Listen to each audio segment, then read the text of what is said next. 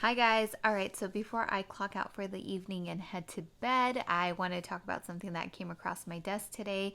One of the contributors on the channel, The Real James, tagged me in an Instagram post of Turo's today, and I found it to be really interesting. So thank you for tagging me. I've been obviously following Turo's Instagram for a long time, for as long as I've been a host and for as long as they've had an account. And one thing I've always noticed is that on all of their posts, they always have such an avalanche of negative feedback, and it's always people complaining about a bad experience that they had, bad customer service, and so on and so forth. And even today, the post that I was tagged in, it was an advertisement of me in the red Polaris from the article that I did with them. And so, I went through the comments, and of course, it was the same exact thing, even on a sponsored post, something that they're advertising. And it just really surprises me that they don't manage all the negative feedback that is occurring on such a major social media channel. And then let's forget about the regular posts that they're not paying for, but this is advertising posts that you're putting out there. So you're spending money and hopefully using this as a way to acquire new hosts or new renters onto the platform. And these days, people are really into user generated content. They want to read about what other people have to say. The times have sort of changed where on the consumer end of things, whether you're a consumer as a host or a consumer as a renter, there is a lack of trust in corporate advertisement. That's just kind of the way that the marketing and advertising industry has sort of evolved with consumers, right? So consumers, we want to read reviews and comments from other real people who have tried it, right? That's what Yelp is. So instead of a restaurant advertising, oh, our food is so good, no, people want to hear it from the people, right? They want to hear it from their peers. Hence, these peer-to-peer platforms that grow to be so big, because we as peers, we trust our peers and their opinions about their experiences and what their opinion is about a business. So going back to the Turo post, it's crazy to me that they don't manage those negative reviews, because these days, people like us, I mean, that's what we're reading, right? That's what our Turo businesses are built off of. They're built off of the reviews that we get from renters, and we rely on the reviews that renters are getting to rent our cars out to them, peer to peer, which is so important. And it's so interesting because, as business owners, we look at our bottom line financially.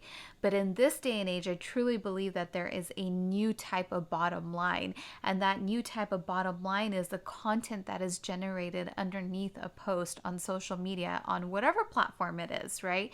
So it could be Instagram, it could be YouTube, but it's all about what people are saying about you and your business and what they're sharing with the other peers that are out there and are also curious about what is going on with this business. Is this business trustworthy? Am I going to have a good experience?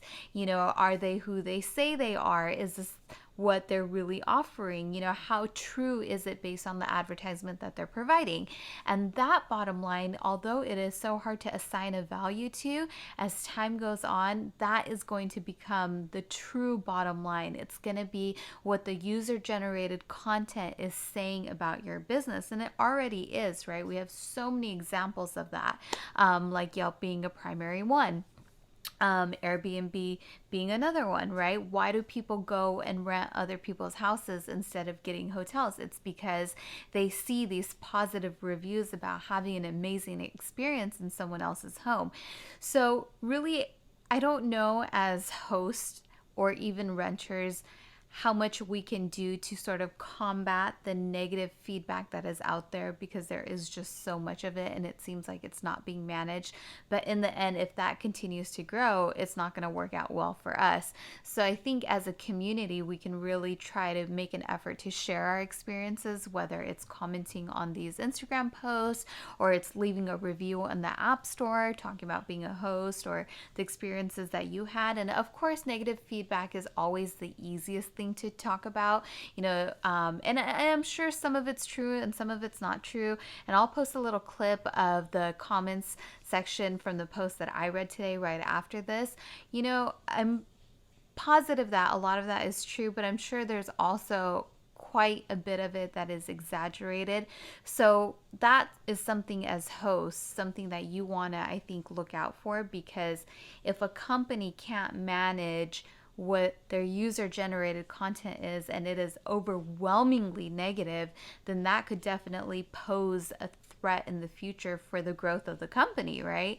And it's just, I don't know, it kind of boggles my mind a little bit, because they did just get a gigantic investment from IAC. I think it was like $250 million. IAC is a internet marketing company specifically. So I'm just so surprised that their advertising is not tighter than what it is right now, and it's not managed better than what it is right now.